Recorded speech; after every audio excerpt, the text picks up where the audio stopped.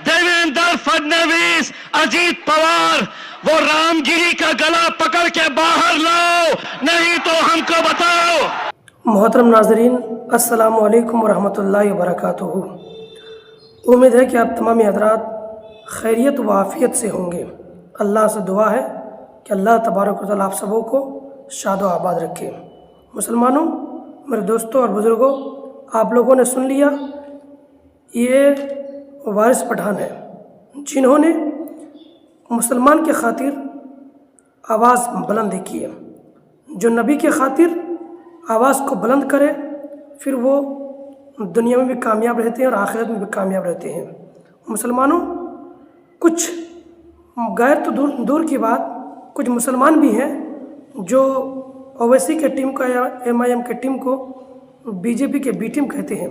मुसलमानों, ज़रा गौर करो, देखो मुसलमानों के बारे में हित में जो बोल रही हैं वो कोई और नहीं, ये ओवैसी के जो दो नेता हैं, इम्तियाज़ जलील और वारिस पठान। मैं इन लोगों को सलाम करता हूँ, इन लोगों को मैं सलाम करता हूँ। इन लोगों ने मुसलमान के लिए ये आवाज़ें बुलंद की हैं। कहाँ है आपका जावेद, डॉक्टर जावेद? कहाँ है इजहारुल हुसैन?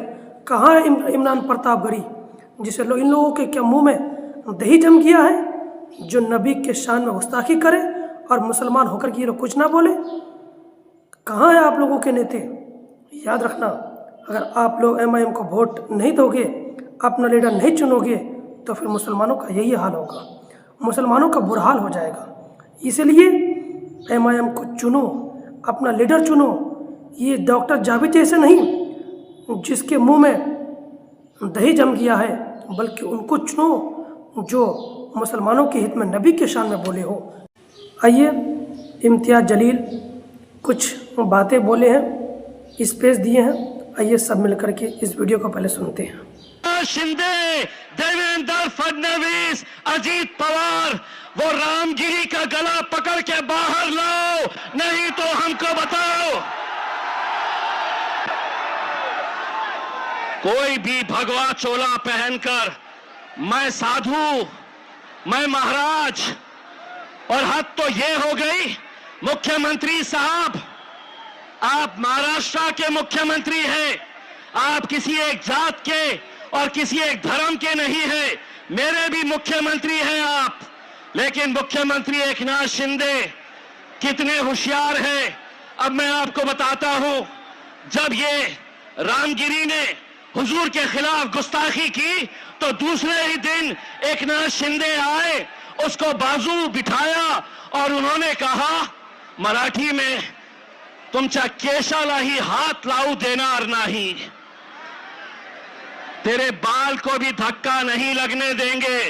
2 दिन पहले मैंने उसकी तस्वीर देखी तो पता चला वो तो गंजा है, टखला है, बाल ही नहीं है। आप गौर से उसकी तस्वीर देखो, टखले को बोल रहे तेरे बाल को भी धक्का नहीं लगने देंगे। वाह,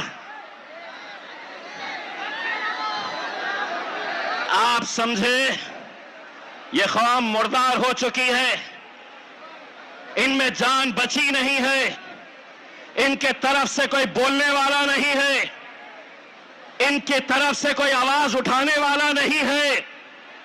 अरे हमने तो सिर्फ एक छोटी सी झलक दिखाए, जिस दिन दोबारा ये ऐलान करेंगे, कोई इसके अंदर हम नहीं चाहते हैं कि कोई राजनीति का झंडा इसमें आए, किसी पार्टी के बैनर के तले नहीं। लेकिन मैं इस महाराष्ट्र के और इस मुल्क के मुसलमानों से हाथ जोड़कर यह अपील करना चाहता हूं, कब तक हम इस तरह बटे रहेंगे? अगर आज इस हद तक बात पहुंच चुकी है कि हमारे नबी के खिलाफ भी अगर गुस्ताखी खुलेआम हो रही है और हम अलग अलग उसमें बटे हुए हैं, मेरे भाइयों, एक बार बाहैसियत मुसलमान हमको एक ताकत बनकर खड़े रहना है। तुम रहो किस जमात में रहना चाहते, किस पार्टी के अंदर रहना चाहते हैं, तुम रहो, लेकिन इस मामले के अंदर अगर एक आवाज बनकर खड़े रहे, यकीन मानिए इस कौम के अंदर इतनी ताकत है कि अच्छी अच्छी हुकूमतों को यह झुका सकती है। मेरे भाई, हमसे हमारे दूसरे गैर कौम के लोग पूछते हैं कि आखिर आपके मोहम्मद पैगंबर मुस्तफ़ा सल्लल्लाहु अलैहि वसल्लम आपके लिए क्या मायने रखते हैं। तो मैं उनसे सिर्फ यही कहता हूं, हमने आंखों से देखा नहीं है मगर हमने आंखों से देखा नहीं है मगर उनकी तस्वीर सीने में बसाए हुए है। हमने आंखों से देखा नहीं है मगर उनकी तस्वीर सीने में बसाए हुए है। मेरे भाई, उस पर कार्रवाई नहीं हुई इस रामगिरी के ऊपर, तो महाराष्ट्र के छोटे छोटे प्यादे, इतने छोटे कि जिस दिन हम तय कर लेंगे तो इंशाअल्लाह उसको लपेट के असद भाई की शेरवानी में डाल के हैदराबाद भेज सकते हैं। इत्तू सा और वो समझ रहा है कि मैं कुछ भी बोलूंगा हुकूमत मेरा साथ देगी। अरे खुद अकेले घूमता नहीं है, 6 गाड़ियां लेकर, बाउंसर्स और पुलिस वाले लेकर। अगर सही मर्द का बच्चा है तो इस इलाके में अकेले बुलेट के ऊपर आके बता, सड़क चलते लड़के तेरे को टप्पू कैसा मारेंगे। वरना आज मेरे शहर औरंगाबाद में आकर देख, आज भी अकेले बुलेट के ऊपर घूमता है। किसी माइकल लाल में हिम्मत नहीं है कोई रोक सके। मस्जिद में घुस के बोले मुसलमानों को चुन चुन के मारेंगे। आपा हटा दो, सब हटा दिए, ये हटा दीजिएगा पीछे। ओ आपा पीछे।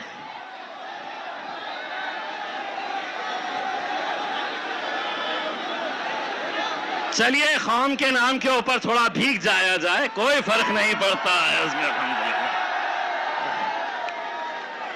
तो इस तरह के बयानात होने के बावजूद भी मैं आज हुकूमत से यह सवाल कर रहा हूं, क्या इस तरह का बयान अगर हमारे मुंह से, हमारी जबान से निकलता तो शायद ये ग्राउंड छोड़ने से पहले खाकी वर्दी वाले आके हमारे सामने खड़े हो जाते।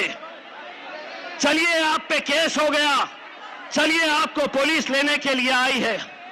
हम यही कहना चाहते हैं कि सियासत के अंदर अगर आप इतने घटिया तरीके के ऊपर आ गए हैं सिर्फ अपने राजनीतिक मफाद की खातिर, ये मुल्क हमारा है, ये मुल्क आपका है, हिंदू मुस्लिम सभी लोग एक साथ मिलकर रहते हैं, यही हमारी खूबसूरती है इस मुल्क की। लेकिन सिर्फ उस सियासी कुर्सी पर बैठने के लिए अगर आप इस तरह की घटिया राजनीति करेंगे, कुछ भी कहेंगे, कुछ भी बोलेंगे और आप ये समझेंगे कि हमें सुनना है, हम सिर्फ सुनने का काम करेंगे, तो एक बात फिर से सुन लो। एकनाथ शिंदे साहब, देवेंद्र फडणवीस जी, अजीत पवार, शरद पवार, उद्धव ठाकरे, नाना पटोले और पिल्लो, तू भी सुन ले। पिछले 76 सालों से तुम लोग बोलते आए थे और हम सुनने का काम करते थे। अब मजलिस आई है, अब हम बोलेंगे और तुम्हारे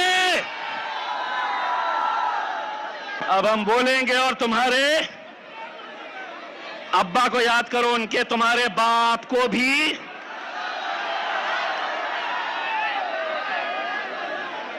अब हम बोलेंगे और तुम्हारे, अबे सुनाओ उनको। मेरे भाई, मैं आज, मुझे इतना फख्र है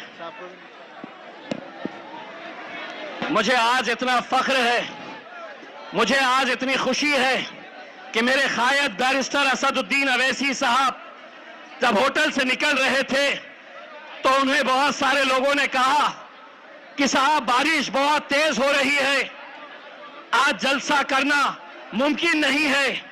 असद साहब ने पूछा कि वहां पे अगर 5 लोग भी होंगे, 5, तो मैं जाऊंगा, आंधी आए तूफान आए, मैं मेरी आवाम से बात करूंगा। ये जज्बा किसी में नहीं है मेरे भाई। हम भी आपकी तरह भीगने के लिए आए, लेकिन माइक वाले ने कहा कि साहब अगर माइक हमारा भीग गया तो ये माइक बंद हो जाएगा, तो इसलिए इसका सहारा लेना पड़ा। वरना ये तय कर लो, अगर आप धूप में बैठेंगे तो हम भी धूप में बैठेंगे, आप बारिश में बैठेंगे तो हम भी आपका बारिश में साथ देंगे।